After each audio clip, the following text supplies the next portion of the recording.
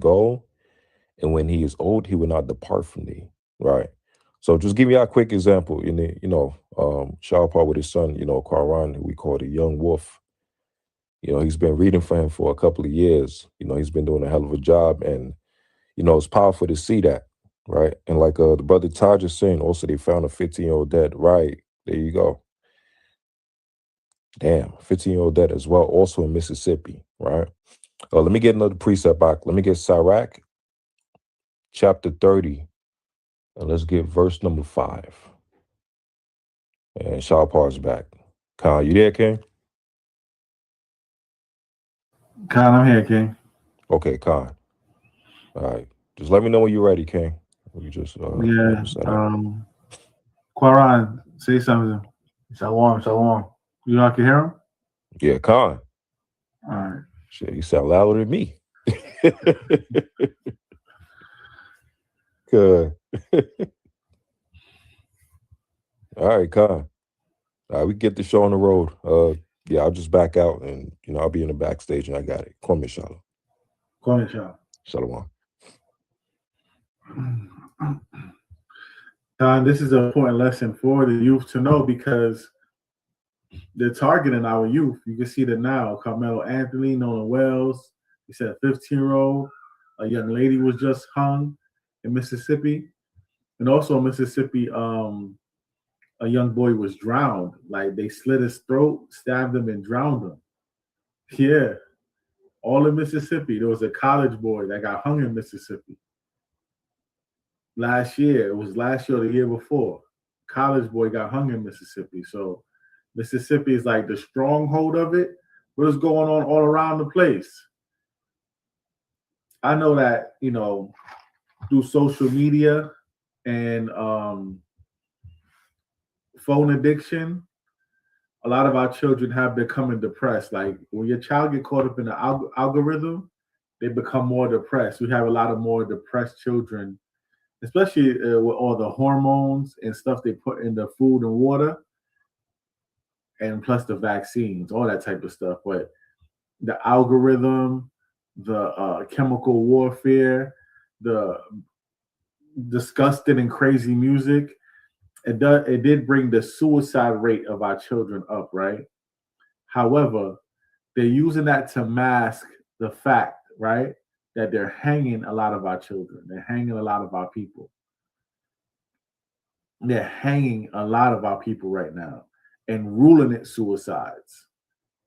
Like, this is the first time in my life I've ever heard about, so many suicides amongst our people. Usually it'd be Gad, right? Gad be getting drunk on the reservations, like impoverished, and they feel conquered because of what Esau did to them, the way Esau decimated them and sectioned them off into little casino-driven, impoverished communities, if you want to call it that, the reservation, right? Amongst Gad, the suicide rate's always been kind of high, but they never really like hang themselves. They're like overdose or use a gun. Like Jake gonna use a gun if you want to really kill himself. Maybe in jail he'll hang himself. Even those be like sometimes ruthless COs hanging prisoners, and they saying it's a suicide. But one thing for sure, our people with the history of hanging and lynching, our people are not hanging themselves if they want to commit suicide. There's a million other things a Negro gonna do before he said, I'm gonna hang myself like the KKK used to hang us. No, they're not doing that, especially in Mississippi. Especially in Mississippi. And they've been doing it to the youngins because of our youngins, they not on point. They always got a saying, like they always say, don't get caught lacking, right? Don't get caught lacking. You're going to get slimed out. Don't get caught lacking. Right now, the so-called white man has our children lacking to the 100th power. They have our children lacking to the 100th power. They don't really know who their enemy is. They're so busy riding and sliding and spinning the block on each other, they don't understand who their enemy is. Now, because of the curses and because the split of the northern and southern kingdom, we do have enemies within our own nation. We do. But that inner threat is something that we're working on. But the outer threat is the ones that's really on attack. Because a blood and a crip will murder each other, but then the FBI is going to have all the street cameras, all the evidence, all the tap phone calls, and the RICOs coming. But when a group of white children decide to kill a so-called Negro or Hispanic, there's no investigation. It was a suicide. It was a mistake. It was a mishap. So their children are learning that if you want to get away with murder, you as a white child murder a Negro or a Hispanic. So the Edomite children who have that evil in their blood already, who has hundreds of years of conditioning of already killing black folks, they're starting to learn that if you want to get away with murder, you kill someone of quote unquote Negro or Hispanic or colored, right? A minority. They're learning that, and they're relearning it because it's been a part of their culture for hundreds of years. Let's not get it twisted. For hundreds of years, this has been a part of their culture, and we're going to get into it. So this is a good lesson that you should show all your teenagers. All your teenagers should realize that you should never trust your enemy. And we're not talking about Ray from down the block, right? We're not talking about that. We're not talking about Ray and Jamal from down the block. We're talking about Peter and Kyle. Those guys will kill you, hang you, and then cover it up. Never be found guilty. Fed's not really looking into it. The coroner is lying for them. The judge is biased for them. An all-white jury will not convict them, right? So we're going to get into these scriptures, yo.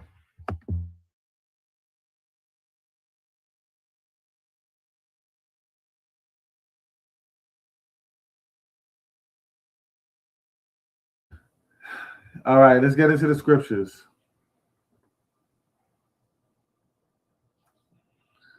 Salakia.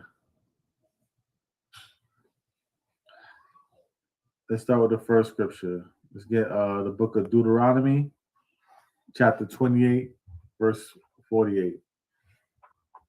Deuteronomy 48.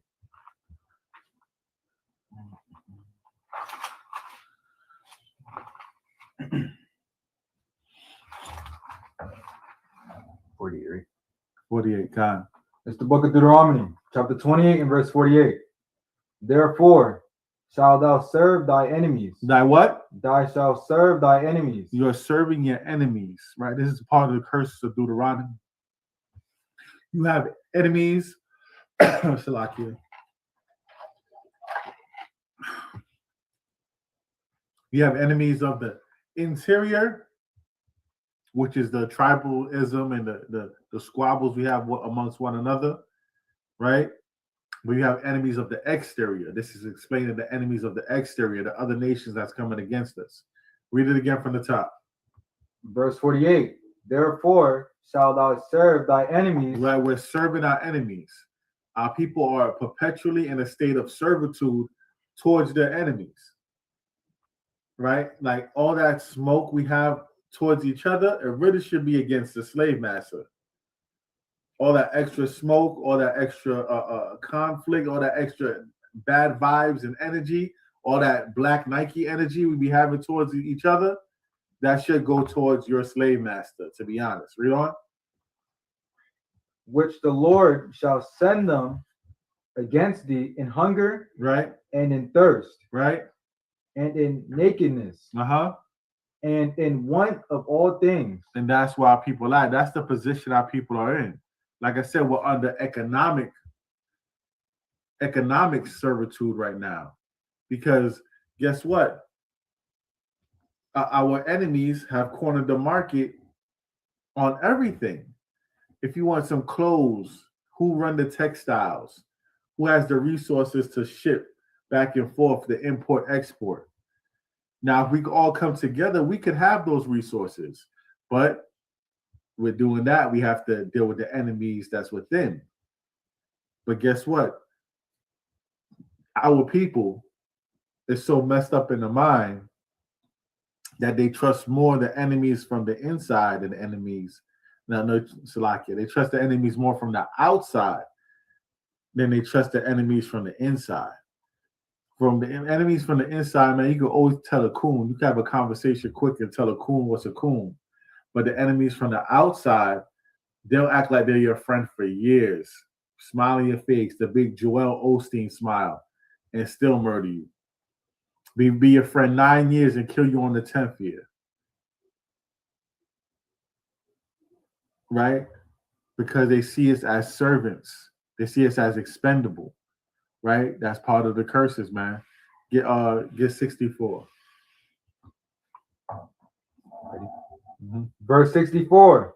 And the Lord shall scatter thee among all people, from the one end of the earth even unto the other. And that's what the transatlantic slave trade and the sub-Saharan slave trade. This is why I don't get the gender wars between our women and our men. This is why I don't get the tribalism wars between the Northern and Southern Kingdom, aka the Black and Hispanic, right? The Black and the West Indian. I don't get the tribalism wars, and I don't get the gender wars when it comes to our people, our nation, because all of us came here on chains. And if some of you were indigenous to this land, that's even worse because they came here and bullied you out of your own land and put you in chains too. It's even worse if you were indigenous to this land or indigenous to the Americas, period. The Americas, I'm talking about the continent of America, right? The continent of South America. When I say the Americas, and the Caribbean, that's right outside the Americas, right? Because a lot of people don't look at the Caribbean as part of the Americas when the Caribbean is part of the Americas. Just like Madagascar and Cape Verde is part of Africa. It's islands off of Africa. This is the Caribbean is islands off of America, so it's still part of the Americas when you really look into it. If you're indigenous to that, it's even worse because they came here and bullied you and conquered you. And one of the main reasons why they conquered you, because they manipulated you into thinking that y'all was friends at first, that they came in peace. Never believe that they ever come in peace. Even if they do really come in peace and they prove it to you that they coming in peace, still don't trust it. They have to perpetually always prove that they're coming in peace because they have shown historically and biblically that they perpetually always come in hatred and murder. Let me reiterate that. Even if you think this person is coming in peace, they always have to prove themselves. Because if you really study them, you see that they're not really coming in peace.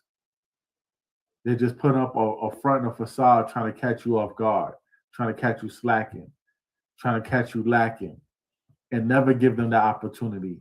Never trust thine enemy. Read verse 68. Verse 68. And the Lord shall bring thee into Egypt again with ships. With what? With ships. Right, read that again from the top. Verse 68. And the Lord shall bring thee into Egypt again with ships. Right, Egypt means our captivity, right? Because the real place of that, real name of that place is called Kemet or Mizraim, right? Egypt goes back into the Greek word Egyptos, which means slavery, captivity. So this was the place of our captivity, our slavery, right? They brought us into slavery again with ships. That's the transatlantic slave trade. Come on. By the way, whereof I spake unto thee, thou shalt see it no more again. Come on. And there ye shall be sold unto your enemies. Well, what are people sold to? Unto your enemies. These were your enemies. These are your enemies. Because really nothing really changed. This is not your friend that took a baby from you and then sold it. There's not a friend that done took your wife from you, your brother from you, your mother from you, and sold them. Can you imagine the pain? Your mom's like, oh, you have a new baby sister. Oh my God, she's so pretty looking. And then a damn pale face wench rides by on a horse and said, oh, that little Negro pup, it looks cute. I want it. Oh, you can have it. Go ahead, take it. And then you gotta watch the pain of your mother having your little baby sister who you love get taken right from her. Come on. These are not your friends. They never was. The Most High telling you that these people are your enemies. The people that sold you and bought you during the transatlantic slave trade are your enemies. Never trust thy enemies. Read that verse again, King. Verse 68. And the Lord shall bring thee unto Egypt again with ships, by the way whereof I spake unto thee, thou shalt see it no more again. And there ye shall be sold unto your enemies, for bondmen and bondwomen, and no man shall buy you. God, absolutely. And no man shall buy you. That means no man shall redeem you. There's no redemption for you. No redemption. Right? Except you get redeemed by Hamashiach Yahushua.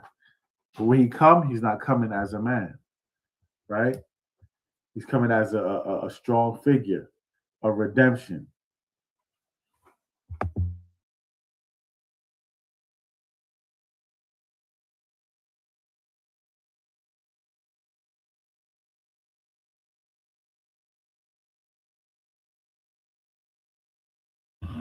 Let's get to Jeremiah 17 and 4. Jeremiah 17 and 4, Baba Kashar. All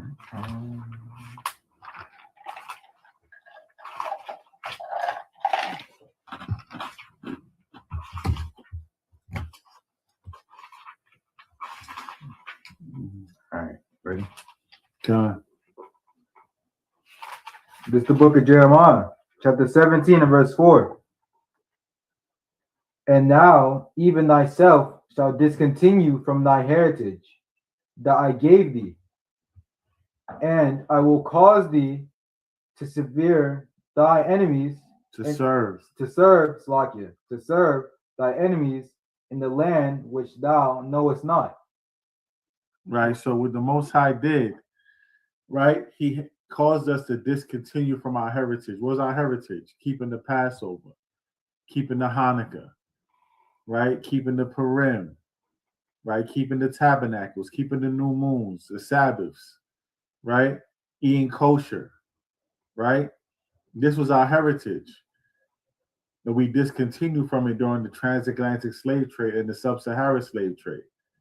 We were scattered across the earth, and we was forced to serve gods that were not gods, gods of wood and stone. That's what happened to us, right?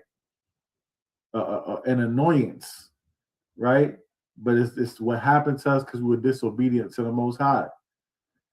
But however, right, he did that to us so we could also acknowledge who our enemies are. Because there was a point where people were cooning so much, and to this very day we have coons like quote unquote Officer Tatum. I would call him Officer Tatum. I call him Trader Tatum.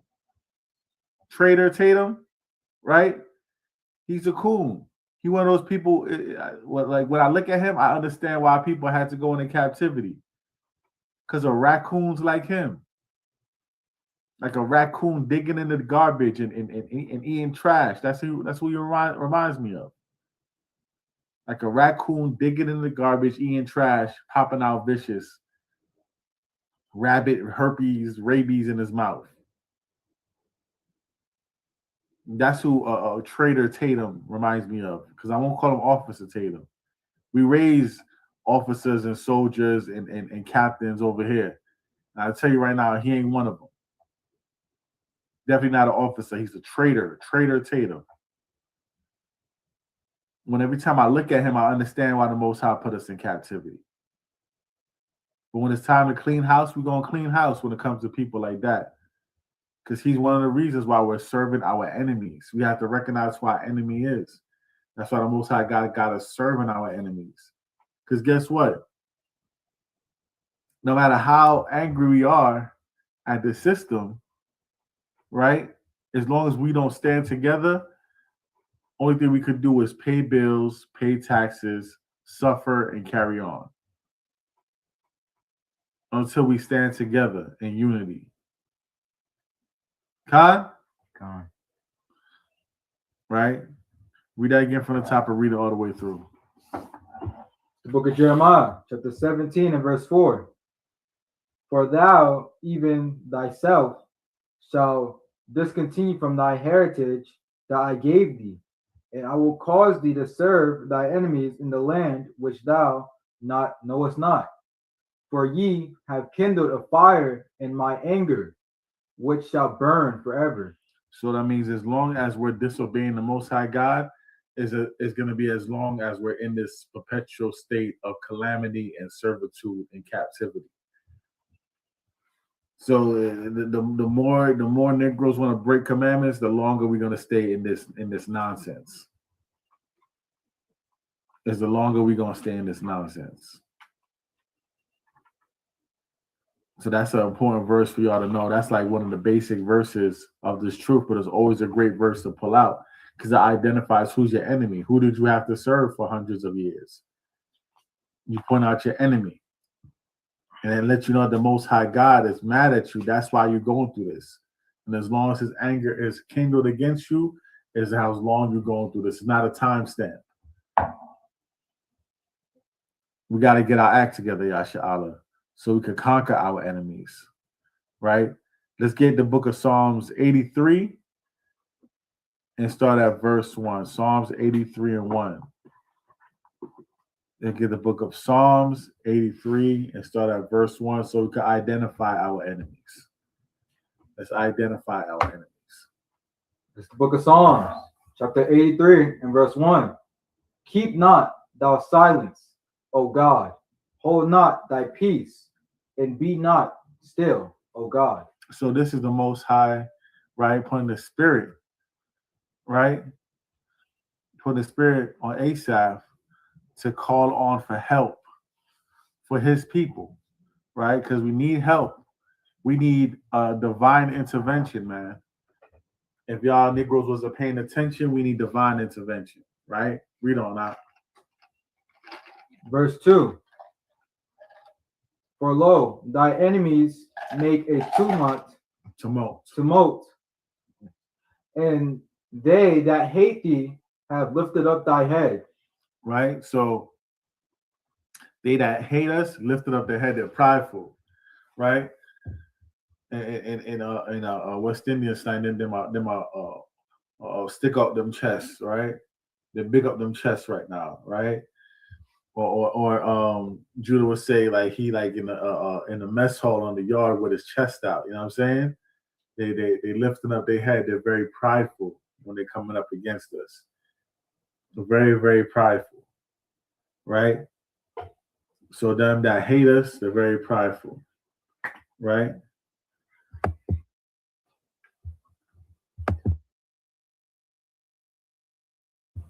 All right, read verse 3. Verse 3. They have taken crafty counsel against thy people. Come on. And consulted against thy hidden ones. Right? Our people is the hidden ones. How do we get hid? Through the transatlantic slave trade, the sub-Saharan slave trade. The biggest case of identity theft that the world ever seen. The biggest case of identity theft. They put the children of Israel into slavery, changed their names, changed their destiny. There's a big destiny swap. A lot of people want to talk about destiny swaps. A big case of identity theft, a big case of destiny swap. That was done to us. We became hidden, and we had to serve the sons of perdition, man. Read on. Verse 4. They have said, come, and let us cut them off from being a nation, that the name of Israel may be no more in remembrance. And that's what they did. They cut us off from being a nation. Who cut us off from being a nation? Who says that you're only 2/3 of a man, 2/3 of a person? And what constitution is that written? 2/3 of a human being. We had to have rights written in that could get stripped away. That's what y'all don't realize. The same rights that they're written in, they could try to erase them right out. But when it comes to the rights that the Torah gave us, when it comes to the rights that the Bible gave us, those rights can't get written away, man. Those are inalienable rights, man. Those are rights from the Most High God, man. Right? I want you to read on. Read on. Yeah, I want you to read on. It's like here. Let me get verse 5. Verse 5. That I may perform the oath which I have sworn unto your fathers. No, Psalms 83 and 5. Psalms 83 and 5. Yeah. Psalms 83 and 5. All right, Salakia.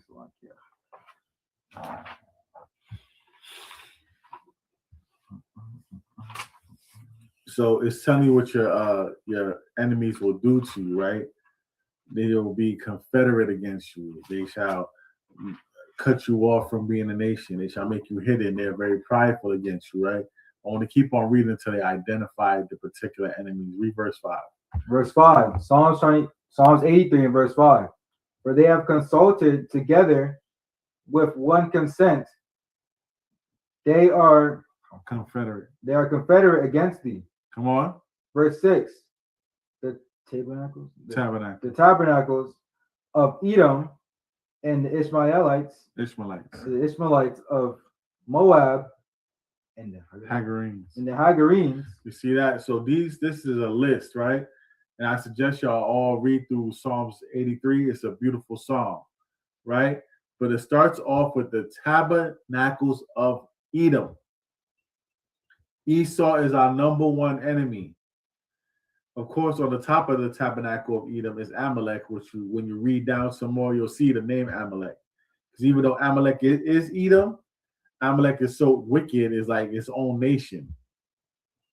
It's like the wicked fruit from the wicked tree. The wicked tree is Edom, and the wicked fruit of Edom is Amalek, right?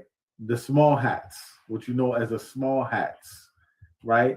The Ish people who you do not mention because they'll cancel you and drop bombs on your people and create genocide.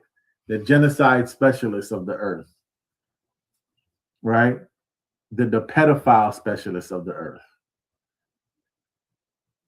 right? The Epstein regime, Zionism, that's Amalek, right? So it shows you not all Caucasians are the same. We have Edom, the tabernacles of Edom, who's our number one enemy. But then on top of them is the ones that rule over them is the Amalekites, a branch off of Edom, man. That's who our enemy is. Our top enemy is Esau. And the leaders of the Edomites are the Amalekites. All right, we're going to get that a little bit later. Give me in the Apocrypha. Get Ecclesiasticus, chapter 12, and start at verse 10.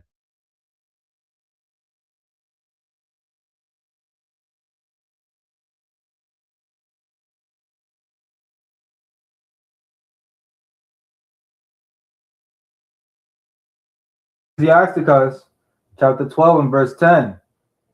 Never trust thy enemy. What does it say? Never trust thy enemy. Never trust thy enemy. And that's our people's problem. Right? They trust in our enemies, and our number one enemy. Our number one enemy runs our music. All these record labels that our people get their music from, or at least their music to, all of them is ran by our enemy. Our number one enemy runs our music, which is poisoning the minds of our children. Our enemy controls our religious thoughts. Our enemy controls our banking systems in the Diamond District.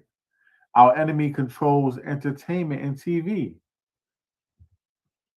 A lot of the TV networks is owned by your enemy.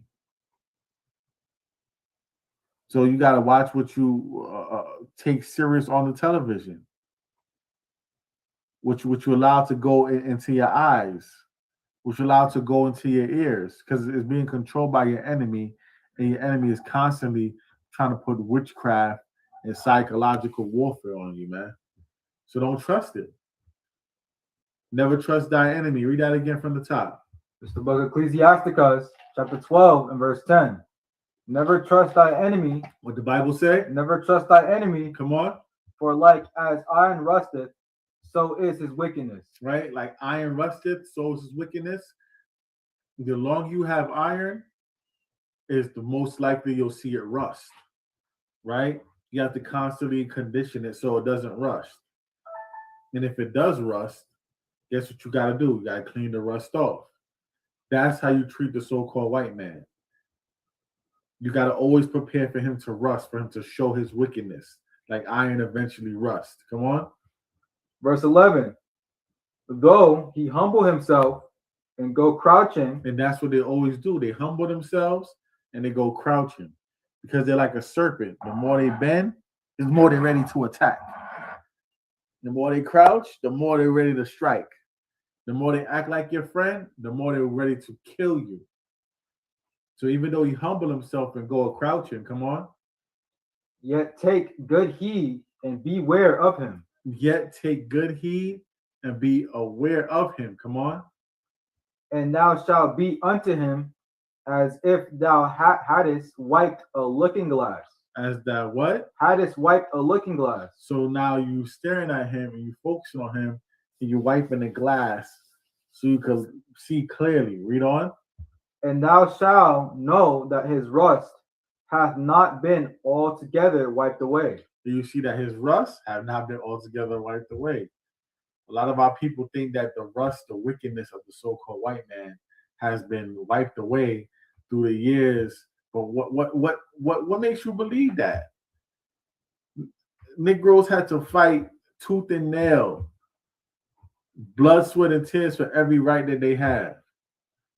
What makes you think that the so-called white man has changed and like all of a sudden, yeah, I'm a good guy now? Since when? Since when? When does the so-called white man have ever proven that? And he commits genocide after genocide after genocide and become a hypocrite after a hypocrite. Because when his people were suffering from the opioid epidemic, he said, hey, man, we're treating this like a disease. We want to get our people on opioids off because it's killing them at a high rate. But when our people were suffering from the crack epidemic, they treated it like a war. They said it's a war on drugs. It's hypocrisy. It's evil. You should never trust these kind of people.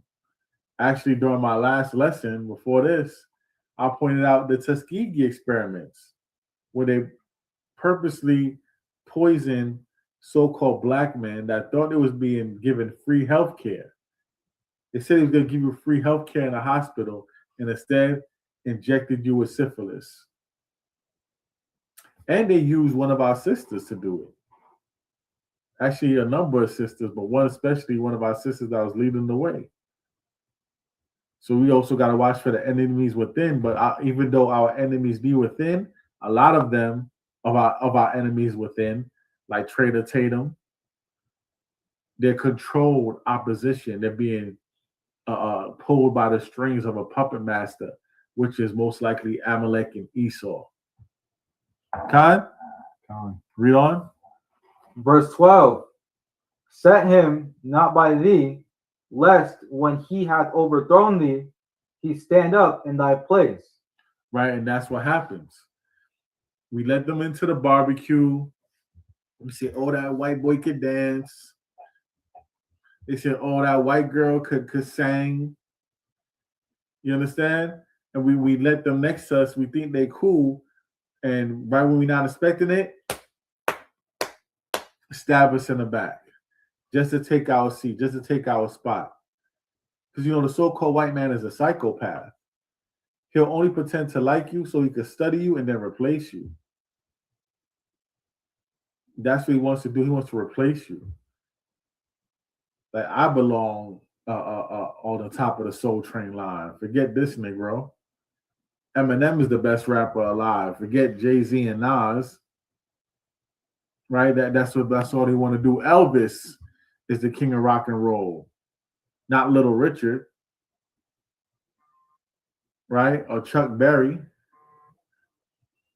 So it's what they do. You should never trust your enemy because he's gonna try to take your seat. Read that over again from the top. It's the book of Ecclesiastes, chapter 12, and verse 12. Set him not by thee, lest when he hath overthrown thee, he stand up in thy place. Neither let him sit at thy right hand, lest he seek to take thy seat. Mm-hmm. And now at last remember my words, and be pricked therewith. And be pricked therewith, man. Remember these words like something that's pricking you, like something that's sticking you. Yeah, I can't, nah, ow, I can't never trust them. I don't know. Let those words be pricked in your mind, man. Read the next verse, Baba Kashaw. Verse 13. Who will pity a chamber that is bitten? A charmer. Who will pity a charmer, Slakia, that is bitten with the serpent? Who will pity a charmer that is bitten with a serpent? Know what a charmer is? A charmer is someone that blows the flute and try to get the snake to dance. You messing around with that snake. You think that snake is your friend or pet. So if that snake ever bites you, nobody's gonna pity you. Like, why are you playing with a snake anyway? And that's the way our people should look at coons and other people that want to keep white people as friends. White people, Chinese people, Arab people, all of our enemies. You should know this person is a snake, especially though the so-called white man. Especially if you go on a trip with a so-called white man and you don't come back from that trip, our people should be upset that it happened, but then it's like, what he thought was going to happen? Why would we even pity him? Why would we pity this charmer that was bitten by a serpent? Like that one black girl that went to Africa with the white man and he ended up killing her. And now the South African government is getting paid off, and it looks like, she just committed suicide in one of the most beautiful trips of her life. Come on now, man. Matter of fact, Bubba Kashaw, you can pull up that picture. It's a picture of a bunch of our people that died at the hands of the enemy. We're not gonna pity these people that was messing around with the serpent, man. It's in the scribe chat. Here's the first picture I put, not the video I put up. We can play that next. But I want you to put up the picture with Ashley Jane, James Bird, Lauren Smith, Kendrick Johnson. Y'all can put up that picture right quick. Peter Spencer.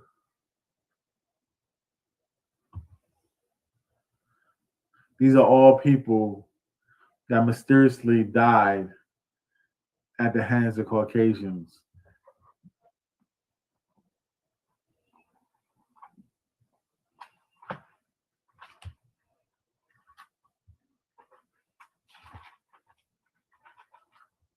Y'all know what I'm talking about? I threw this picture in the group chat. To bring that out.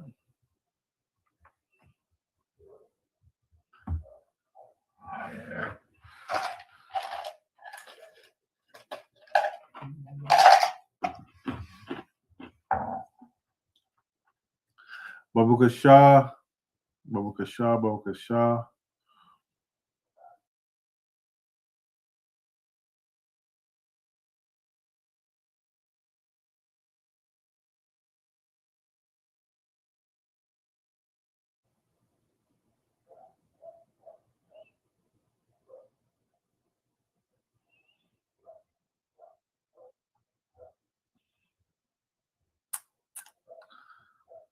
Yeah, I'm gonna ask you to put up that first picture, and then you can play that first video afterwards. Just killed those two birds with one stone. Right? Quran, read that verse again from the top. Ecclesiasticus 12 and 13. Read that again from the top, read it all the way through. This is the book of Ecclesiasticus, chapter 12 and verse 13. Who pity a charmer that is bitten with the serpent, or any such as come nigh wild beasts? Right? Any such that have come near a wild beast. Nigh means near. So anyone that came near a wild beast, they say, "Oh, you look like a cuddly bear." Or you like a Yogi bear or a Pooh bear, and then the bear bites your neck. Like, who's gonna pity you? What was you doing? What was you thinking? Can you imagine someone jumping in a lion cage like, "Here, kitty, kitty"? What are you doing? That's a wild beast. I'm not gonna pity you when you get bit by a wild beast. What was you doing? Why was you playing with that wild beast? You jump in a shark tank and think you're swimming with the dolphins, even though, hey, nowadays they say not even safe to swim with the dolphins, man. Not the wild dolphins. They kidnapping folks. Feel me? We're not gonna pity you if you're out here with the serpent and things happen to you. We're not gonna pity that. Yeah, that picture right there. Bubba Shaw.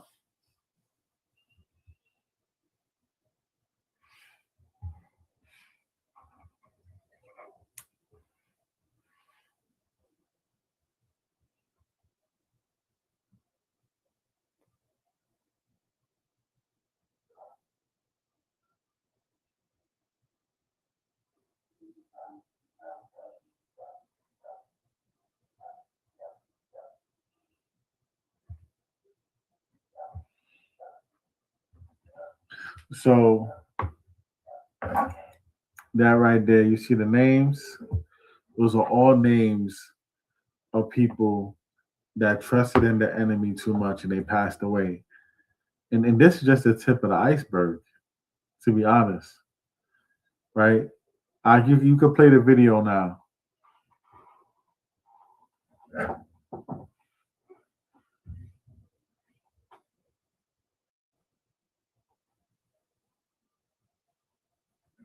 The first video I sent in the group chat.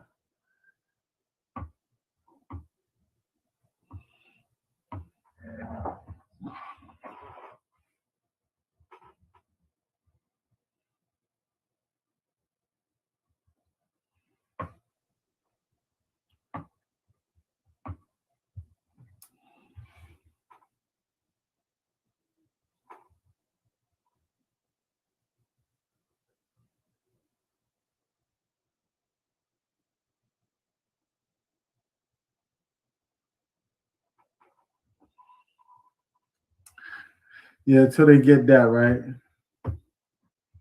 Until they get that video playing. Right, let's get another verse in right quick.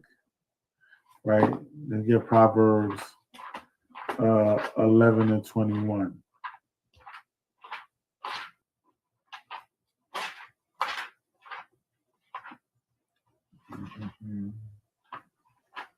Verse 11 and 21. Mm-hmm.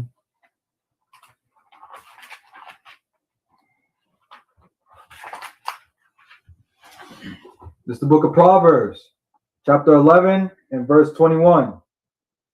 Though hand join in hand, the wicked shall not be unpunished, but the seed of the righteous shall be delivered. So though hand join in hand, the wicked is not going to be unpunished. I know a lot of y'all want to save the so-called white man. So you join hand in hand with him, like, no, we gotta love him. We gotta love everybody. John 3:16. John 3:16. Love, you gotta love. Where's the love in your heart? right? But though hand join in hand, the wicked is still going to be punished, yo.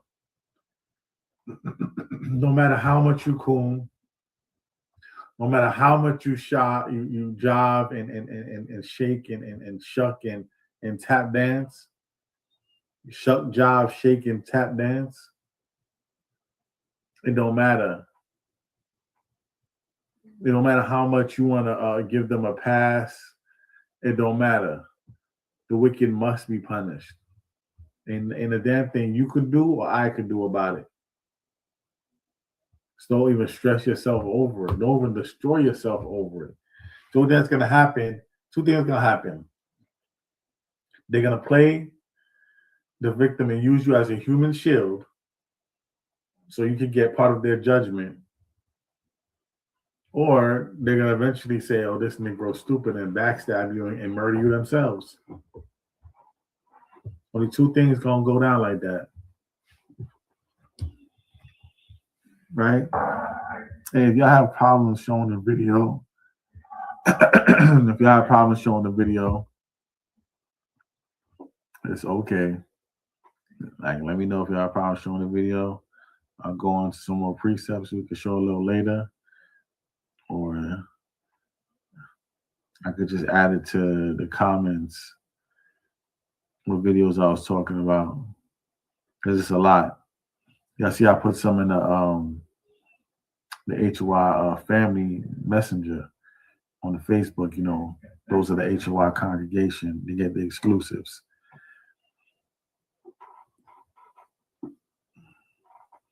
So, well, let me get the book of, let me go back to the Apocrypha. Let me get Sirach, Ecclesiasticus 9 and 13, Biblical Shah Quaran.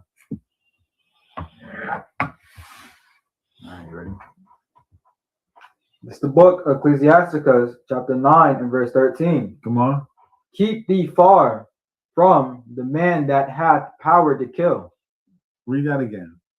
Keep thee far from the man that hath power to kill. Now, you could use this in all situations, right? You can use this in all situations. Like, say, if you're chilling with some dudes and they're known to be killers, you shouldn't be chilling with them. Now, if they're righteous killers, like they're defending their people, okay. But if they're murderers, people that's preying on their own people, you shouldn't be with them because sooner or later they'll murder you. Or sooner or later, the people that they murdered is going to try to seek vengeance, or the people that know and affiliate with the people that they murdered is going to try to seek vengeance. You know how much people got shot on the block I was raised on? Shout out to Non-First and Winthrop, right? The grimy 90s, Rutland Road, Sutter Ave, right? They call it East Flatbush. They call it West Brownsville, right? But it's like the East 90s, the grimy 90s, right? Sutter Ave, Rutland Road. Hop on that 3 train, hop on that B15. You're going to get there. You feel me? Listen, do you know how much people on my block growing up, and I'm like young, I'm talking about real young, because when I started going to high school, that's when I started living in East New York. Shout out to East New York, you know what I'm saying? The most thorough, right? But in the East 90s, it was the most grimy. Do you know how much people I've seen get shot all because they were standing next to somebody they was not supposed to be standing next to? You got to stay away from people that are known to be murderers. This man has the power to kill. He's doing it. He's consistently doing it. But this verse, specifically for this lesson, and specifically, right, for the overall meaning of it, goes to the so-called white man. Because right now, he has power to kill with immunity. Like I said, like,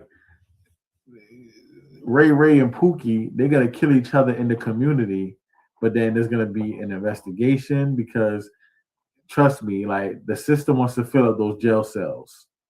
And they want to fill up the jail cells with silly, stupid Negroes that have a lot of self-hate and don't know no better. So when Ray and Pookie commit a murder, right, and Jamal commits a murder, The system is going to do everything within its power to see if they can find a snitch, a tip, some type of surveillance, some type of evidence, some type of motive. They're going all through they social medias. They recovering phones and checking out deleted text. They doing anything to get a conviction. They doing RICOs, all sorts of stuff to get a conviction when there's murders in the hood, when there's black on quote unquote black on black crimes. But let it be a Caucasian that murders a Negro. No investigation. It must have been a suicide. So these people have the power to kill because the justice system, the quote unquote justice system, right, supposed to be blind, but it's really peeking and saying, nope, that white boy is not going to get prosecuted. No. So they have the power to kill. Read that again from the top. This is the book of Ecclesiasticus, chapter 9 and verse 13. Come on. Keep thee far from the man that hath power to kill. Come on. So shalt thou not doubt the fear of death. Right, so don't doubt the fear of death, man. Read on. And if thou come unto him, make no fault, lest he take away thy life presently.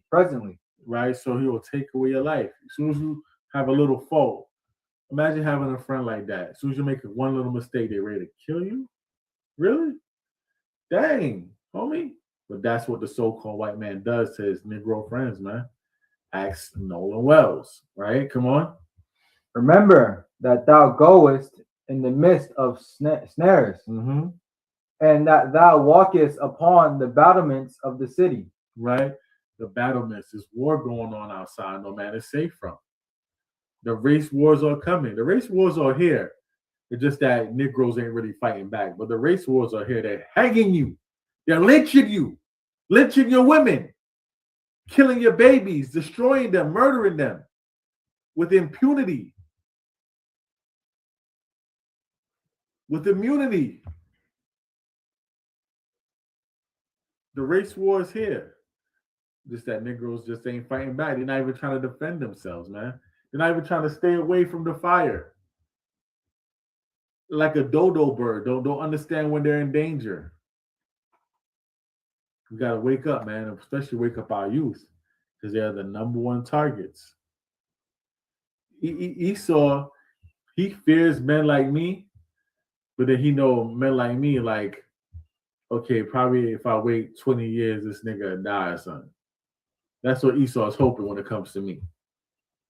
But a younger generation, 15, 16, 17, within the next 20 years, he's actually entering his prime. And now Esau really got to be afraid. That's why they're targeting the youth. Khan?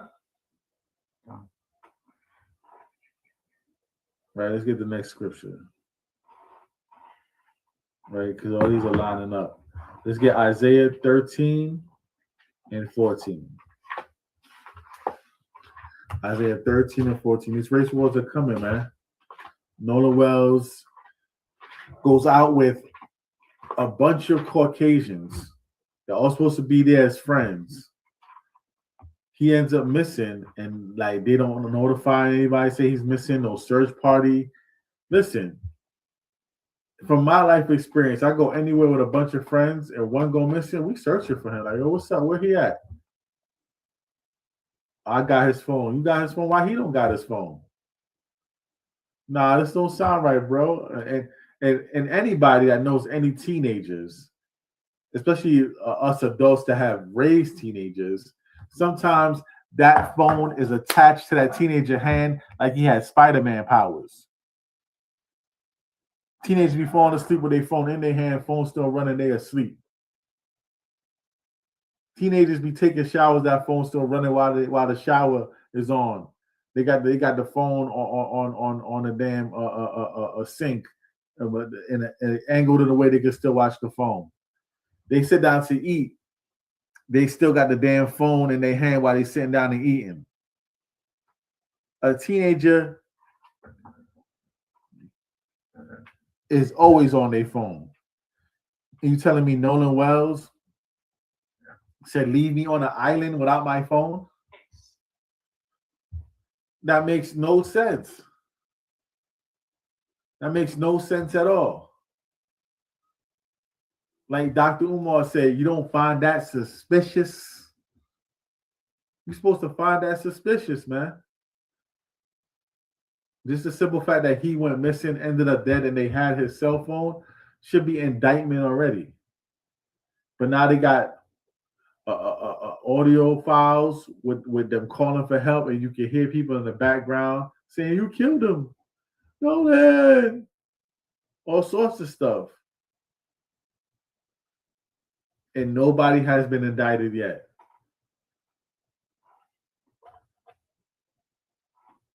Come on now. You know it takes nothing. Negroes would have got hit with the RICO. First and foremost, if they didn't get hit with the RICO right away, the feds would have been like this. Shh. We hunting wabbits. Don't tell nobody. And it would have just, no media coverage, would have just watched them. 8 months later, cuffs.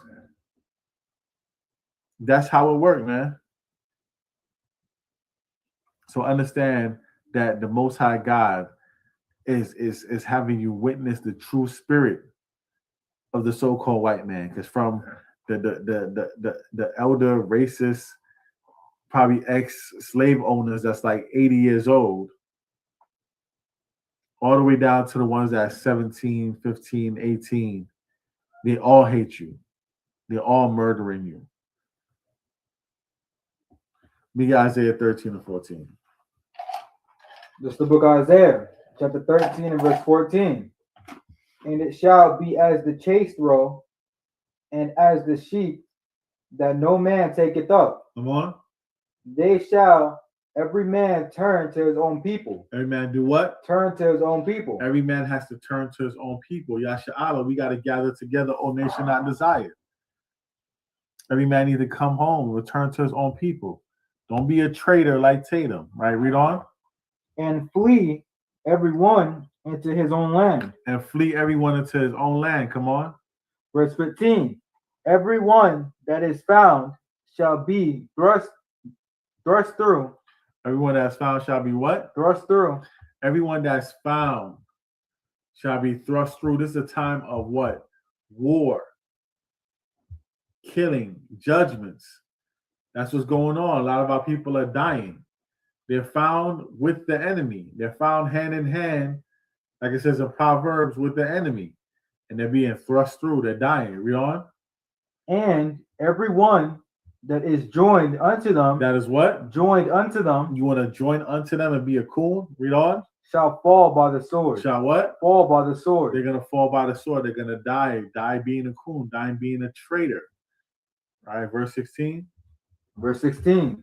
Their children also shall be dashed into pieces. Their children shall be what? Dashed to pieces. Right, this is what we're witnessing. We have our children still being friends with Edomites and other heathen. They're being murdered. They're being dashed to pieces, right?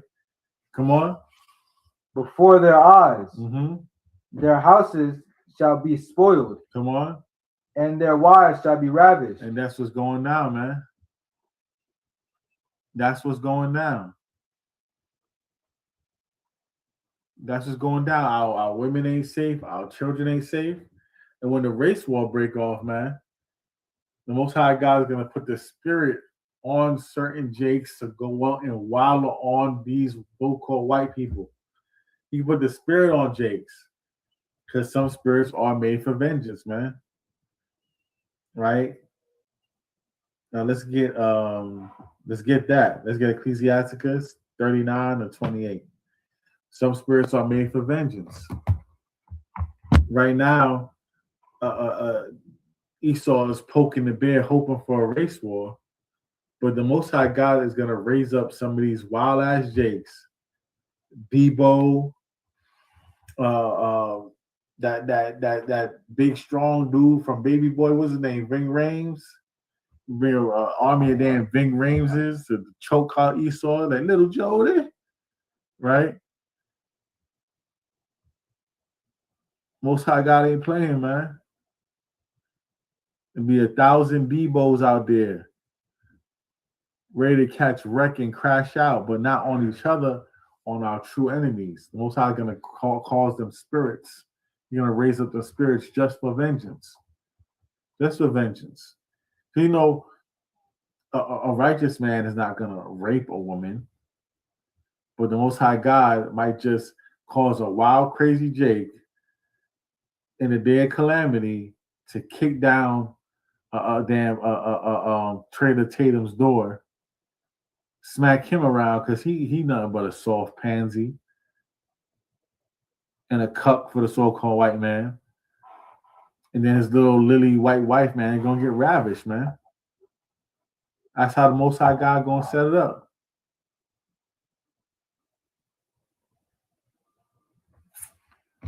And it is what it is. But let's get that. Let's get Ecclesiasticus 39 and 28. It's the book of Ecclesiastes. Sirach 39 and 28. It's the book of Ecclesiasticus, chapter 39 and verse 28. There be spirits that are created for vengeance. There'll be what? Spirits that are created for vengeance. Right, this is Sirach 39 and 28. Right? I don't see it on the screen yet. But read that again. It's the book of Sirach, chapter 39 and verse 28. There be spirits that are created for vengeance, which in their fury lay on sore strokes. Sore strokes. With sore strokes. Sore strokes. Come on. In the time of destruction. In the time of what? Destruction. In the time of destruction. The time of the race wars. Right? Come on. They pour out their force. Read. And appease the wrath of him that made them. And they appease, right? They make happy the wrath of them that made him, that made them. So Yahweh made these spirits just for vengeance. But when they come out, they're gonna wild out, right? Read on. Verse 29. Fire and what? hail. Fire and hail, come on. And famine. And famine. Famine. Famine means hunger, right? They're gonna be starving out here. Read on. And death. And what? And death. Death is a whole spirit. A spirit that's for vengeance. Come on. All these were created for vengeance. All these are what? Created for vengeance. Right, read on. Verse 30. Teeth of wild beasts. What do you say? Teeth of wild beasts. Teeth of wild beasts, come on. And scorpions. And what? And scorpions. And scorpions, come on. And serpents. And what? And serpents. Read on. And the sword punishing. What? And the sword punishing. And the sword punishing, come on. The wicked. The what? The wicked. The sword is punishing the wicked, come on. To destruction. To what? Destruction. See that? You see that? So these are the spirits that's made for vengeance. So when you see Jake wilding out, just the other day, he had some bugged out Jake I seen on the internet. Bugged the hell out. Talking about July 21st, my son, like wild Jake, he just clocked some Cheetahite woman. Knocked her stupid. It looked like he gave her brain damage. Then he chased another Cheetahite into the street. And she trying to get in somebody called this person. I ain't know you would call that crazy nigga chasing you. Yeah, the Most High God's gonna bring up a bunch of spirits of vengeance. There's gonna be a lot of bugged out Jakes that used to terrorize the community. They're gonna turn around and start terrorizing the enemy, man. And the race wars is coming. Right? Read verse 31. Verse 31. They shall rejoice in his commandment. They shall do what? Rejoice in his commandment. Right? A lot of that stuff is the Most High's commandment, man. Come on. And they shall be ready upon earth. They shall be what? Ready upon earth. Come on. When need is. And when their time is come, they shall not transgress his word. They shall what? Not transgress his word. They're not going to transgress his word. Most High God is going to say, hey, yo, put B to A. Right? B to A. And that's what they're going to do, man. Look at Jeremiah 16 and 16.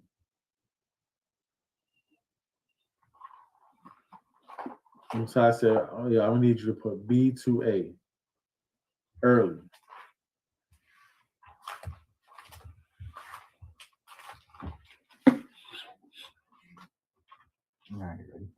This is the book of Jeremiah, chapter 16 and verse 16. Behold, I will send for many fishers, saith the Lord. Right, that's what we're doing. We're fishing right now. I'm trying to be a fisher of men, like the apostles of Hamashiach Yahushua, who the world ignorantly calls Jesus Christ. Read on. And they shall fish them, Uh-huh. and after will I send for many hunters. For what? For many hunters. For many hunters, right? Most High God's going to put the spirit for people to start hunting. That's going to be part of the race wars. Come on. And they shall hunt them. They shall what? They shall hunt them. They shall hunt them. Come on. From every mountain and from every hill. Right. And out of the holes of the rocks. Out of what? The holes of the rocks. Those are those bunkers. That's that bunker spirit. They think they're going to be safe in them bunkers, right? With the data centers and the stealing of water and all sorts of stuff. They think they're going to be safe with the AI drones and AI security. They think they're going to be safe, but the Most High God is going to put the spirit on hunters to still hunt them, right? That's what he's going to do. There's nowhere to run. There's nowhere to hide, right? Read on. Verse 17. For my eyes are upon all their ways. Come on. They are not hid from my face. Neither is their equity hid from my eyes. You see that? The Most High God's seen it. He's seen all your wickedness. He's seen all the mischievous ways you collected equity. He's seen it. All the mischievous ways you collected your income, right? Your currency, your filthy, dirty money, your riches that you use to damn open up damn Epstein Island. Come on now, man. That's how you know the so-called white man is a degenerate, man. Just a degenerate. You get a bunch of money and you open up a damn island for pedophiles. You know what I would do with a bunch of money?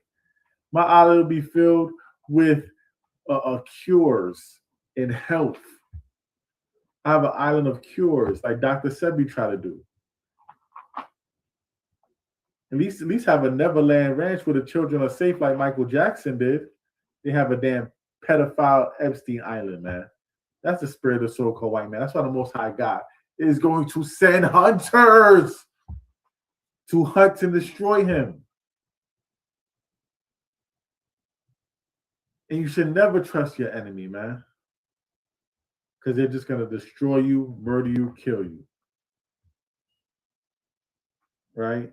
These race wars are coming. Let me get Salakia. Get the book of Matthew, chapter 25, verse 31. This is the book of Matthew, chapter 25, verse 31. Come on. When the Son of Man shall come in his glory. Yeah. And all the holy angels with him. And all the holy angels with them. Come on. Then shall he sit upon the throne of his glory. Verse 32. And before him shall be gathered all nations. All what? All nations. So when Yahushua comes, he's going to gather all nations, right? They're all going to have to submit to Hamashiach Yahushua. Every knee shall bow, every tongue shall confess, right? Read on. And he shall separate. He's going to do what? Separate. He's going to do what? Separate. He's going to separate them, right? Though hand join in hand, it's still going to get separated, right? Race war, separation, segregation, right? We're not for integration, we're for segregation. Read on. Separate them one from another, as a shepherd divided his sheep from the goats. As a shepherd did what? Divided his sheep from the goats. As a shepherd divided his sheep from the goats, right? Yahushua is the shepherd. We're going to prove that later. But read on. Verse 33. And he shall set the sheep on his right hand. The sheep going to go to his right hand. Come on. But the goats on the left. Right? He's going to separate us from the goats. He's going to separate us from the heathen. So the sheep going to end up on his right hand, and the goat's going to end up on his left hand. Come on. Verse 34. Then shall the king say unto them. Then shall the king of kings, Hamashiach Yahushua, come on his right hand, come, ye blessed of my father. Ye blessed of what? My father. Right? Yahweh, his father. Come on. Inherit the kingdom. Inherit the kingdom prepared for you from the foundation of the world. From the foundation of the world. The kingdom was given to you from the foundation of the world. You just had to earn it back. After you lost it, after you broke the covenant, you had to earn it back. But yes, he's going to separate the sheep from the goats. He said the sheep is going to get what? The kingdom of heaven, right? So let's break that down a little bit, right? Because you can take it as the righteous from the wicked, right? That's like a surface thing. But when you dig deep into that, who's the shepherd, right? Let's get John 10 and 11 to show who the shepherd is, right? The shepherd divided the sheep from the goats. We get John 10 and 11.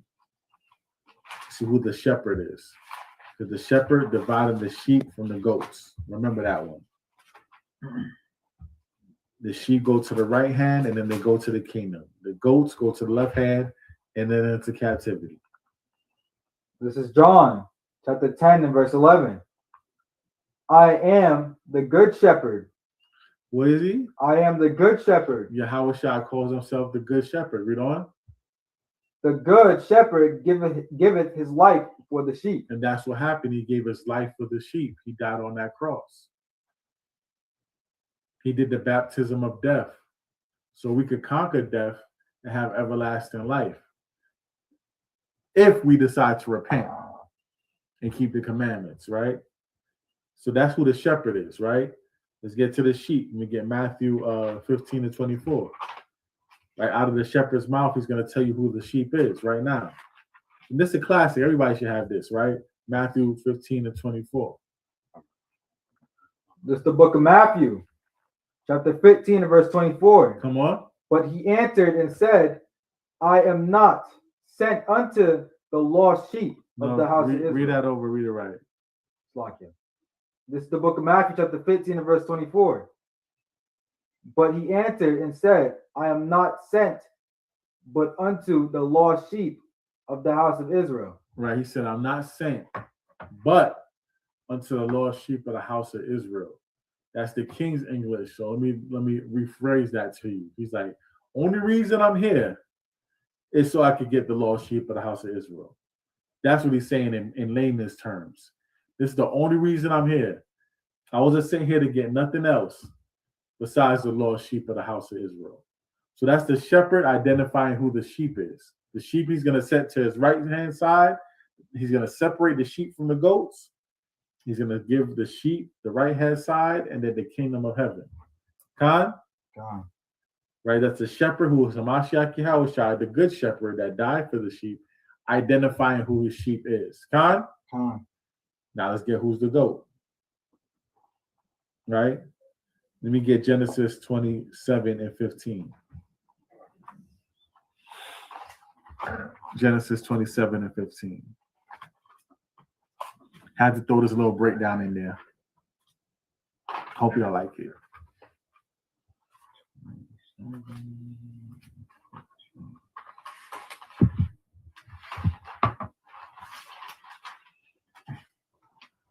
This is the book of Genesis, chapter 27, verse 17. 15.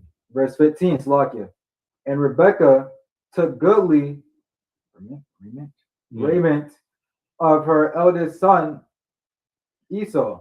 Who she took goodly raiment of who? Esau. So she took Esau's clothes. Come on. Which were with her in the house. Right.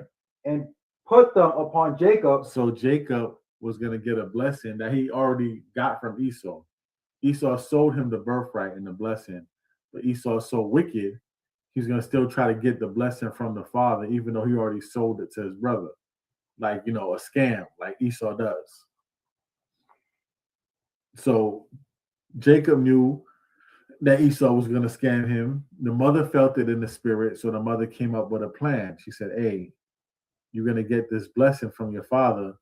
Since he can't see that good, I'm going to have you feel and smell like Esau, right? So she took clothes that smelled like Esau and put them on Jacob. Read on. Her younger son. Mm-hmm. Verse 16. And she put the skins of the kids. The skin of what? Of the kids. The skin of the kids. What is a kid? A kid is a baby goat. So this is identifying who the goat is. When you separate the sheep, which is Jacob, Israel. Israel was the sheep. But now let's see who the goat is. The goat is Esau because he smelt and felt like a goat, right? So he's identified as the goat in the scriptures. Read on. Of the goats upon his hands and upon the smooth of his neck. Right? Because Jake had a smooth neck.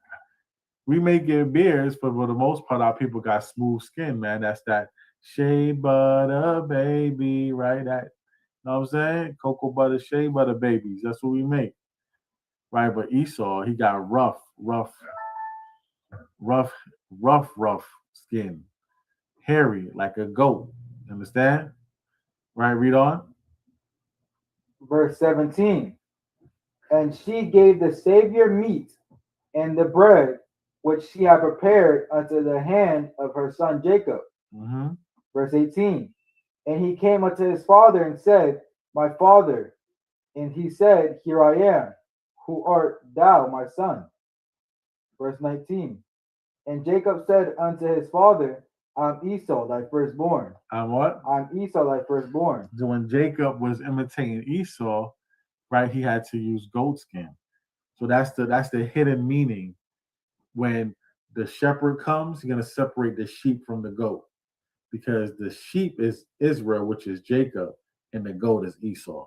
Khan? Right? After that little breakdown, let's get back to the lesson, man. Right?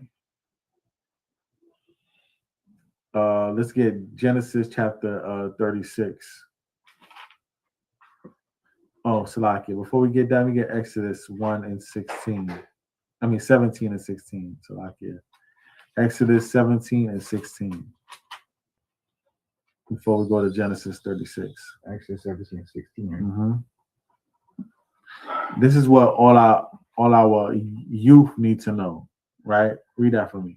It's the book of Exodus, chapter 17 and verse 16. For he said, because the Lord hath sworn that the Lord will have war with Amalek. Will have war with who? Amalek. The Lord will have war with Amalek, right? Amalek, what I told you, is one of the top tribe, or the top tribe of the Edomites. Esau, Idumea. Read on. From generation to generation. So throughout all our generations, we are at war with these people. Don't sleep. They're not your friend. We are at war with them. A continued, perpetual race war. Khan? Right?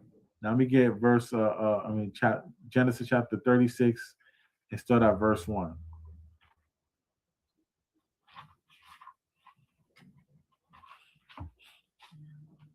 This is the book of Genesis, chapter 36 and verse 1. Now these are the generations of Edom. These are what? Esau. These are generations of Esau. These are the generation of Esau, right? Read on. Who is Edom? Who is what? Who is Edom? Esau is Edom, right? Esau became the nation of Edom, or Idumea, right? There's three names for Esau. Esau, Edom, Idumea. Khan? Go to verse 12. Verse 12. And Timnah was concubine? Yeah. Was concubine to Eliphaz, Esau's son. And she bare to Eliphaz, Amalek,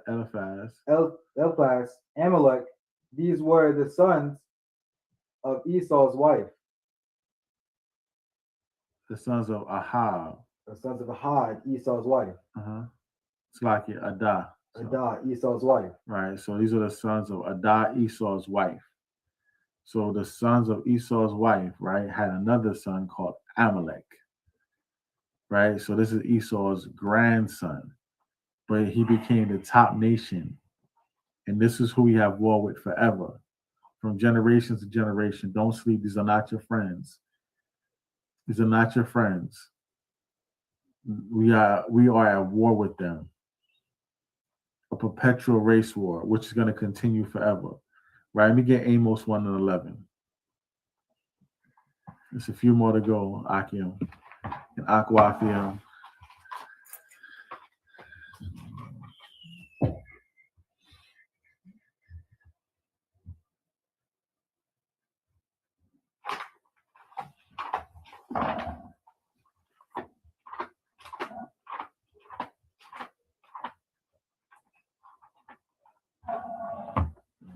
give you some race war scriptures to finish out this lesson.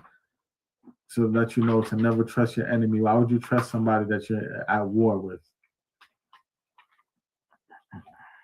Never trust your enemies. This is the book of Amos, chapter 1 and verse 11.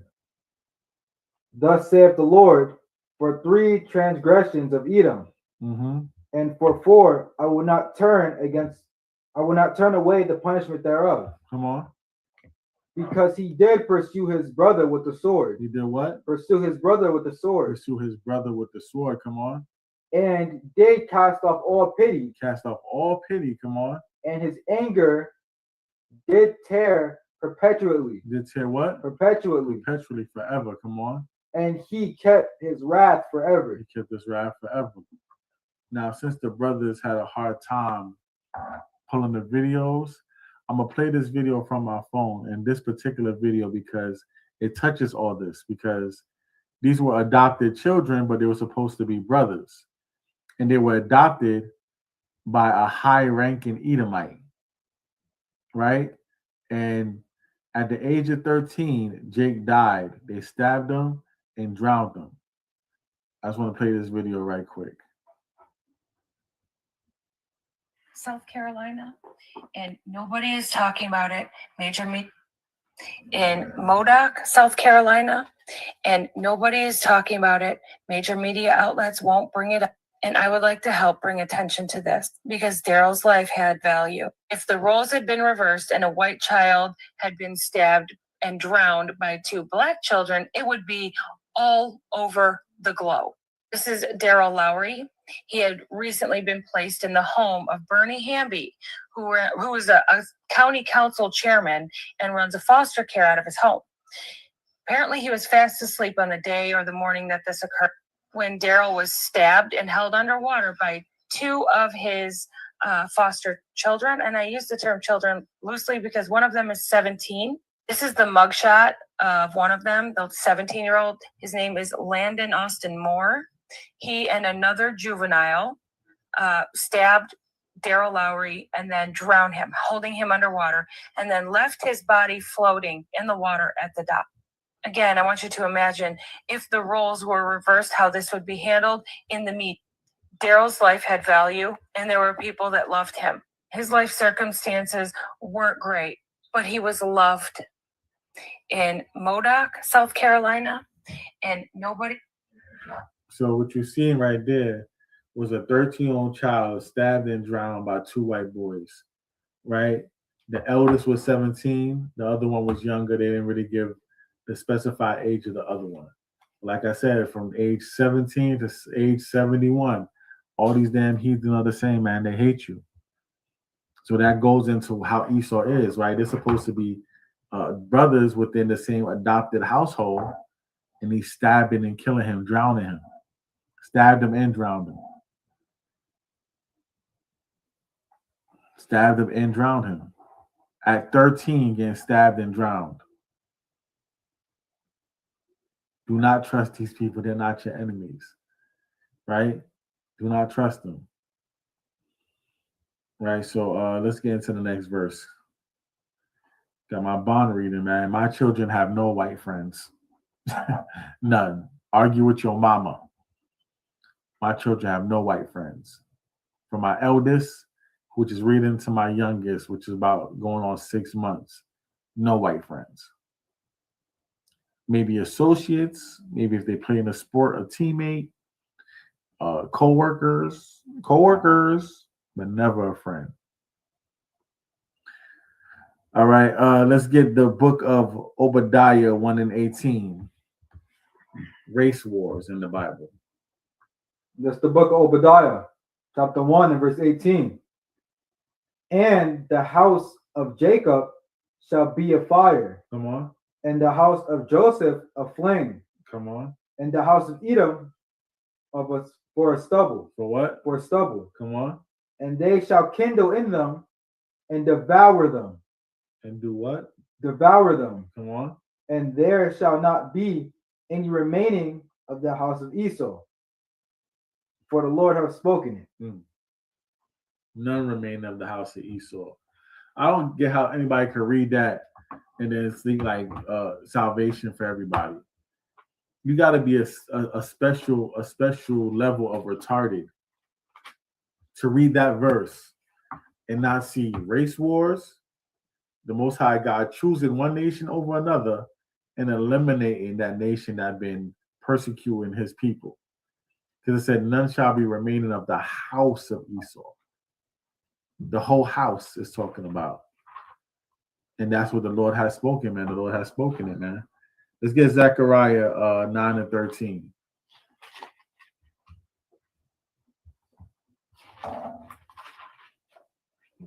Hey, Salakia, can you hear me? Khan. Yeah, Khan. Yeah, Rhino, the videos is up now. So whenever you want to play them, just let them know, okay? He got you. Yeah, I got a couple more verses to go in this lesson, so we could play some of the videos after this verse. All right, Khan. This is the book of Zechariah, chapter 9, and verse 13. When I bent Judah for me, filled the bow with Ephraim, and raised up thy sons, O Zion, against thy sons, O Greece, and made thee as the sword of a mighty man. So when the Most High God bends Judah like a bow, and then fill the bow with Ephraim going to be the arrow. That's going to be like a tag team move, like a combination, right? Like a double Kamehameha from Goku and Gohan, right? So when he bends Judah like a bow and then fills it with Ephraim like an arrow, he's going to destroy them. He's going to have his sons of Zion in a race war against the sons of Greece. And you know in the book of Obadiah how that's going to turn out. Con? And this is the reason why. Let's get to the videos. Let's show some of these videos. And then we're going to read the last verses and close it out. Let's get to some of these videos, Akim.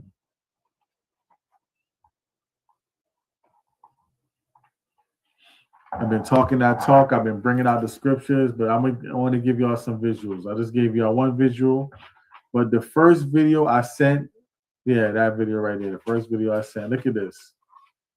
Look at this, y'all. Tell me what y'all think about this.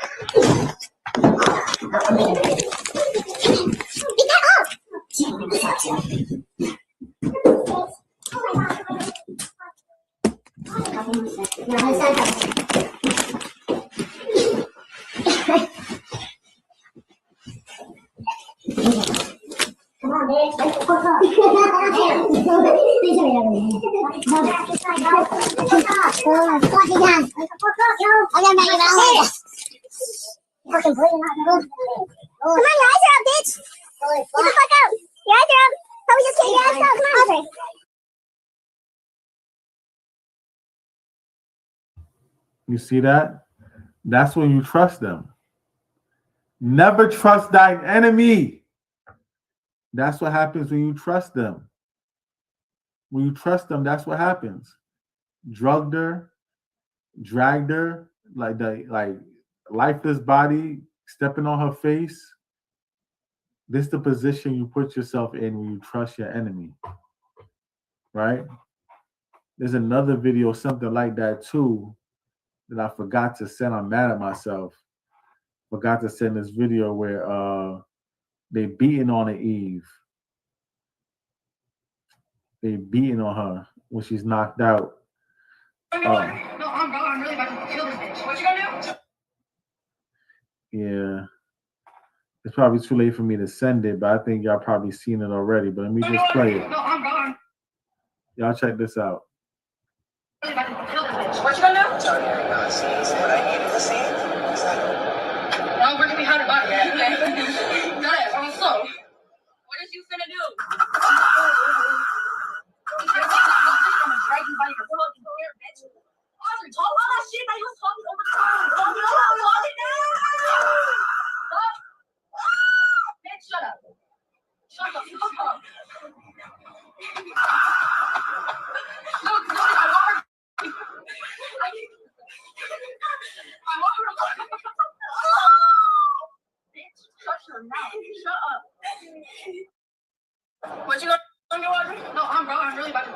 So what you gonna do? I'm telling you, I'm not seeing what I needed to see.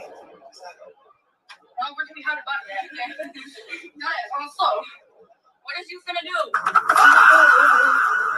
Drag you by your pillow and go here, bitch. I was talking all that shit that you was talking over the phone. Talking now.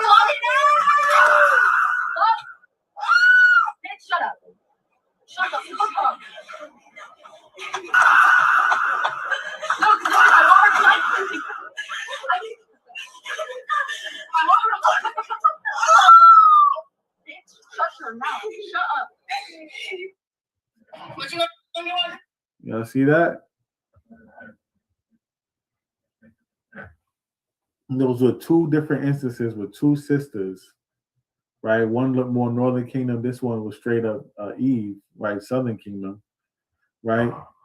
And they trust in these Shedemites, and these Shedemites is beating them, drugging them, and beating them. Two separate instances. Never trust thine enemy. Never trust them. All right, let's get another video right quick. Y'all think it's a game? It's going down. The race war started, whether y'all like it, believe it, understand it, or not. Protect your children, man. Teach your children these scriptures, man. Teach your children who they are, who their enemy is, biblically. Don't let them get caught lacking like that. That was sad. That should make you angry. That should make you furious. You gotta let your children know, like, yo, that's the devil offspring. Those are Edomites. You are Israelite. Don't trust them. Serve your God, get your money, build your house. That's all you could do. Yeah, I just played that one. We could play it again. In Modoc, South Carolina, and nobody is talking about it.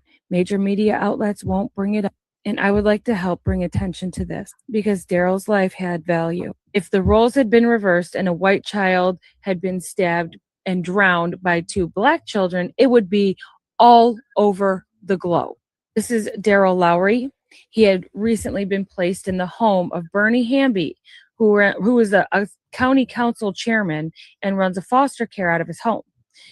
Apparently, he was fast asleep on the day or the morning that this occurred when Daryl was stabbed and held underwater by two of his foster children. And I use the term children loosely because one of them is 17. This is the mugshot of one of them, the 17-year-old. His name is Landon Austin Moore. He and another juvenile stabbed Daryl Lowry and then drowned him, holding him underwater, and then left his body floating in the water at the dock. Again, I want you to imagine if the roles were reversed, how this would be handled in the media. Daryl's life had value, and there were people that loved him. His life circumstances weren't great, but he was loved. He was loved, right? See, I would trust her, but thank you for the information. You know what I'm saying? I would trust her, but thank you for the information. Like, he was loved. He certainly wasn't loved where he was at. And the damn councilman who had like a group home or a border home for children going through adoption say he was fast asleep while the child was getting stabbed and drowned. I don't believe that. I believe he orchestrated it. Like, hey, if you want to have a wealthy life, sacrifice this nigger baby for me. Yeah, you might go to jail for a while, but I'll make sure when you come out, you're a millionaire. And the 17-year-old devil said, hey, why not? I ain't nothing but white trash anyway.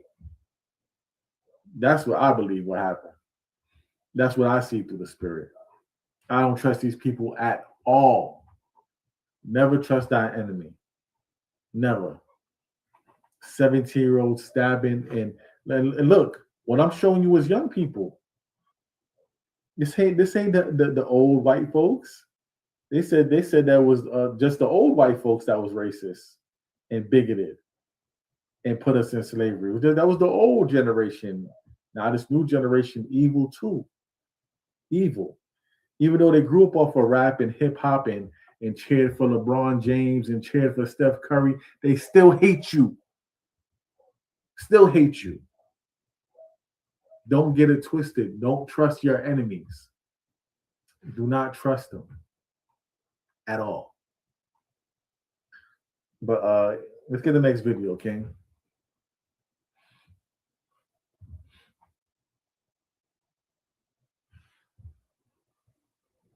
Oh yeah, it gets deep. And like I said, this is all young folks. Young. 17. Younger. Teenagers. Yeah. Protect your children. Protect your children. Don't think it's a game. Don't think they're safe out here. They are targeted. They are targeted.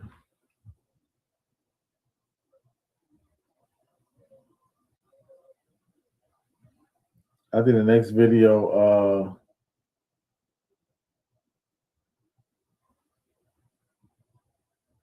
was about Nolan Wells, right?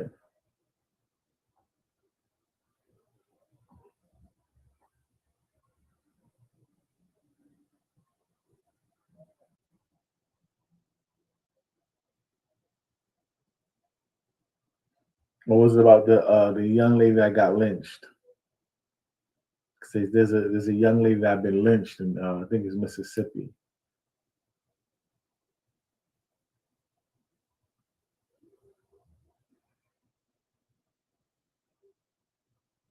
You can pull it up. Because I'm standing next to a video right now. From a tree behind a. Yeah, this is the video of the brother that got lynched at his college in Mississippi. And Mississippi been putting up them numbers. Yeah, you can play this one. From a tree behind a vacant home. Councilman Kenneth Stokes said a Jackson City councilman is calling for a federal investigation after a woman was found hanging from a tree behind a vacant home. Councilman Kenneth Stokes says he has asked the U.S. Attorney's Office for help as local authorities continue their investigation. A law enforcement identified the woman as 29-year-old Tasha Fortune. Her body was found hanging from a tree in the backyard of a vacant home on Road of Remembrance. Authorities have not said whether her death is being investigated as a homicide. Stokes says that he has been speaking with people in the area to learn more about Fortune, but claims that many residents have been reluctant to talk. He also says that he plans to meet with Jackson's fire chief after learning the fire department used a ladder truck to remove Fortune's body. Salakia, pause it. This is I thought this was the video of the college student that got hung in a Mississippi college last year. This is the video of the young lady that was recently hung in Jackson, Mississippi. All right, so play it over again, Bubba Kashaw, Salakia. I want to get the right from a tree behind a vacant home. Councilman Kenneth Stokes said a Jackson City councilman is calling for a federal investigation after a woman was found hanging from a tree behind a vacant home. Councilman Kenneth Stokes says he has asked the U.S. Attorney's Office for help as local authorities continue their investigation. A law enforcement identified the woman as 29-year-old Tasha Fortune. Her body was found hanging from a tree in the backyard of a vacant home on Road of Remembrance. Authorities have not said whether her death is being investigated as a homicide. Stokes says that he has been speaking with people in the area to learn more about Fortune, but claims that many residents have been reluctant to talk. He also says that he plans to meet with Jackson's fire chief after learning the fire department used a ladder truck to remove Fortune's body from the tree. I'm concerned about a hanging that took place in Jackson, Mississippi. Hanging is an activity, a crime that should never be an issue of being accepted by the public. Hanging must never be an acceptable behavior. Whether you're talking about someone white, hang somebody black, hang somebody white, or somebody black hanging somebody black. It's wrong. It's bad. We sent a letter to the U.S. Attorney.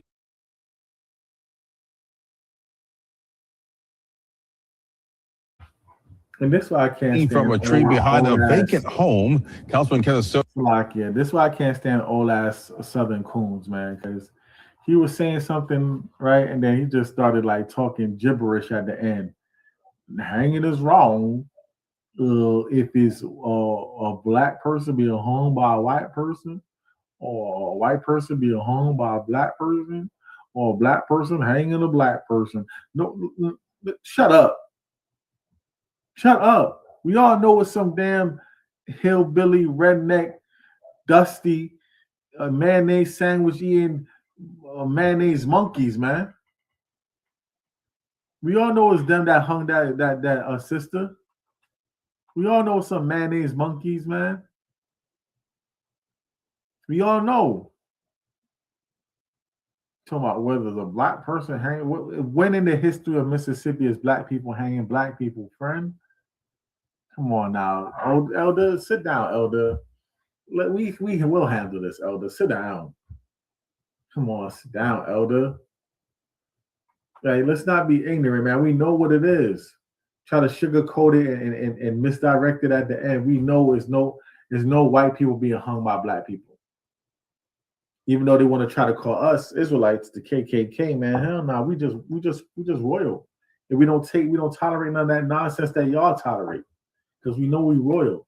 We know we come from the blood of priests and kings and prophets and warriors and anointed men and women of the Lord. That's what we know. We come from that, so we don't tolerate none of that nonsense that y'all tolerate. But we don't go around trying to hang Edomites, hang Moabites, hang Ishmaelites. We don't do that. We don't do none of that. But you know who do it? The KKK, the evil white cracker pieces of crap in Mississippi. Let's not get it twisted, man. That just kind of vexed me at the end of that video, for real. The whole video vexed me, to be honest. Because, yes, a 29-year-old young lady, right? 29-year-old young lady, she got lynched in Mississippi. A beautiful daughter of Zion. May not have been in the truth, right? May not have been in the truth. But it's still our people. Look, you see, this is a picture. That's who got lynched. That's her picture. Young. The young are doing it to the young. This race war is coming up. Whether y'all like it, understand it, believe it or not. All right, let's get we have another video left. If not, we can just get into some scriptures and close it out, man. It's been my pleasure bringing this news to you, making my people aware. And you know, I love my people. I really do. It's about time we wake up, about time we do some organizing. Even us that's in the truth, we got to do some infrastructure organizing. We need a very strong infrastructure when it comes to Yasha Allah, because the system is going to fail us and nobody from this government going to bail us out. So we need a strong infrastructure going. You know what I'm saying? We're going to make do, and the Most High going to provide the rest. But yeah, we need Israelites employing Israelites. Since they said they're getting rid of DEI, and the Israelite with a business, you don't got to hire no crackers. You know what I'm saying? Like, we gotta do our own due diligence too. That's why I'm gonna go into the next lesson. Next series I go into, my next lesson is gonna be Son of Perdition, worshiping the gods of the heathen Canaanite deities and stuff like that. But